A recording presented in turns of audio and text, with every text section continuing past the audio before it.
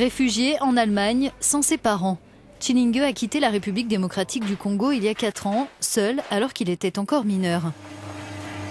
S'il a pu trouver une formation professionnelle ici, à Bonn, qu'en est-il de l'avenir de ces nombreux jeunes isolés qui viennent chercher plus de sécurité dans le pays? On estime que 30 000 adolescents seraient arrivés sur le territoire allemand depuis le début de l'année, peut-être plus. Souvent, leur accueil s'avère problématique et leur intégration délicate. Après 10 ans de séjour en Allemagne, seuls 60% des réfugiés ont un emploi. Chilingue reconnaît que les obstacles sont nombreux, malgré le soutien de ce boulanger qu'il a pris en apprentissage.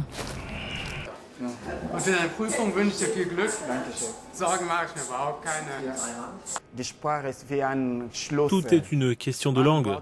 La langue, c'est la clé. Vous avez besoin de cette clé pour ouvrir la porte vers votre nouvelle vie. Au tout début, je n'y arrivais pas. Je me disais, mon Dieu, où est-ce que je suis? Je pleurais presque. Je veux dire que je ne pleurais pas vraiment, mais je pleurais au fond de moi-même. Je me demandais, hey man, pourquoi tu as décidé de venir ici? C'était vraiment dur quand je suis arrivé. Encore aujourd'hui, je ne sais pas ce qui va se passer.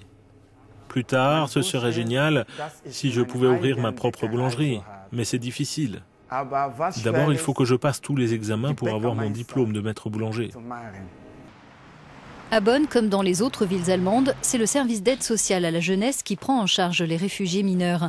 Face à l'affluence, de nouvelles règles en place depuis le début du mois prévoient qu'ils soient mieux répartis sur le territoire afin de soulager les grandes villes. Eh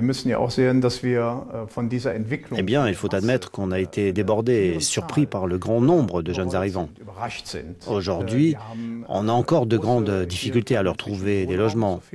Et puis, on a aussi du mal à mettre à disposition les personnels nécessaires comme les travailleurs sociaux ou les tuteurs légaux qui doivent s'occuper de tous ces jeunes.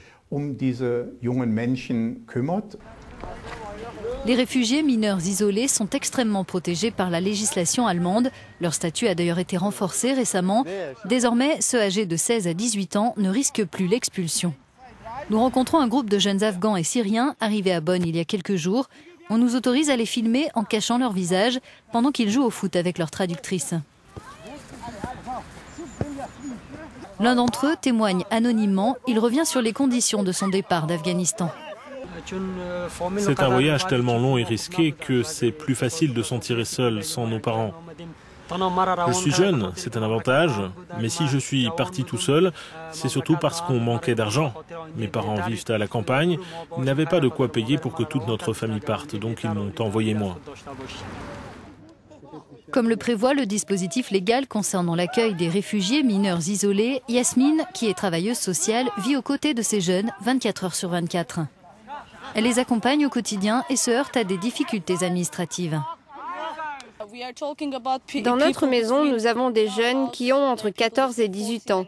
Et la plupart de ce que les parents font habituellement, c'est nous qui le faisons. Par exemple, on les accompagne chez le médecin, ce qui est assez compliqué. Ils n'ont pas d'assurance santé, ils n'ont pas de carte d'assuré. Comment se faire soigner dans ce cas?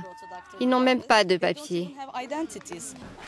À Bonn, les jeunes réfugiés sont par exemple logés ici, près de la gare centrale, dans ce bâtiment que l'église protestante utilisait dans le passé pour héberger des sans-abri alcooliques ou des drogués. 2 adolescents nous font visiter les lieux et nous présentent le kit de bienvenue qu'ils ont reçu. Un dictionnaire en fait partie. Mourad a quitté la Syrie pour la Jordanie avec ses parents, qui l'ont ensuite envoyé seul en Allemagne. Je suis très triste d'être séparé de ma famille. Mais d'un autre côté, je suis optimiste parce que je sais que j'ai une chance de devenir quelqu'un plus tard. Et c'est ce qui m'aide à avancer, à rester fort. Je prévois de rester en Allemagne pour toujours après mes études universitaires et je ferai venir ma famille ici. C'est tout ce que je souhaite. Le psychologue et le directeur du foyer s'accordent à dire que ces adolescents qui se retrouvent sans leurs parents dans un pays étranger ont besoin d'une attention intense. Une tâche rendue délicate alors qu'ils sont de plus en plus nombreux à arriver. À l'heure actuelle, on a trop de travail et on est sous pression, ça ne fait aucun doute.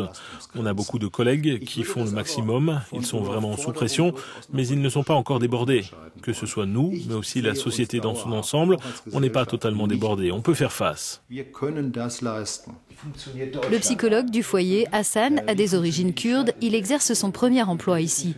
Il nous précise que tous les pensionnaires ne viennent pas de zones de guerre, mais quand c'est le cas, ils sont bien sûr traumatisés. Ils ont peur, parfois ils crient, ils se mettent à pleurer dans leur chambre. On observe ce genre de symptômes. Certains dorment avec la lumière tout le temps allumée. Ils ne peuvent pas dormir dans le noir.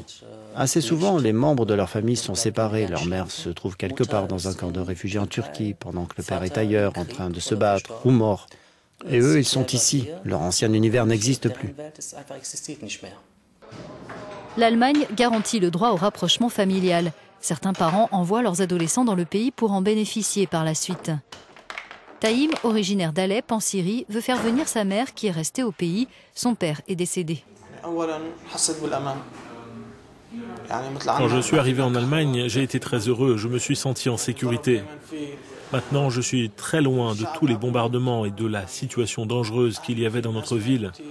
On vivait là-bas sans électricité, sans eau. J'ai beaucoup de proches qui sont morts. Aujourd'hui, je peux faire quelque chose de ma vie. Face au nombre de jeunes à aider, les familles d'accueil et les professeurs de langue manquent. Des projets voient le jour pour faciliter l'adaptation des réfugiés à leur nouveau pays. Ici, les pensionnaires du foyer développent une application pour smartphone destinée à fournir des informations en plusieurs langues, notamment sur le dispositif des tuteurs légaux pour les mineurs isolés.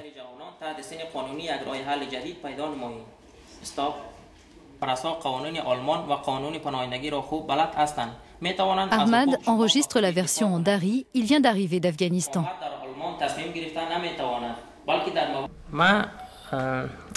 Énormément de choses sont détruites dans tout l'Afghanistan. Moi, je rêve de devenir ingénieur dans la construction. Si je réussis, peut-être que je pourrai un jour participer à la reconstruction de mon pays. Qui sait?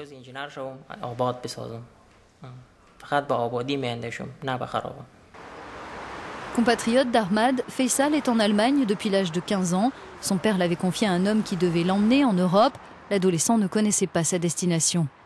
Aujourd'hui, il mène un projet qui vise à expliquer aux nouveaux arrivants le fonctionnement des transports en commun de la ville.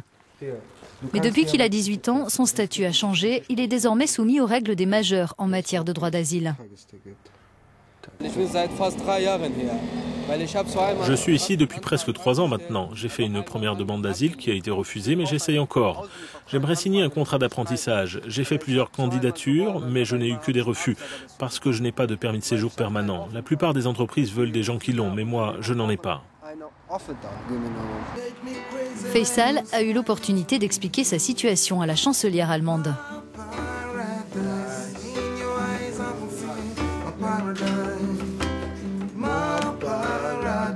Mais le paradis que ces réfugiés accueillis ici par une association sera-t-il en Allemagne? Faisal vient de trouver une place de mécanicien, un répit de quelque temps, car aujourd'hui il est expulsable, même vers l'Afghanistan.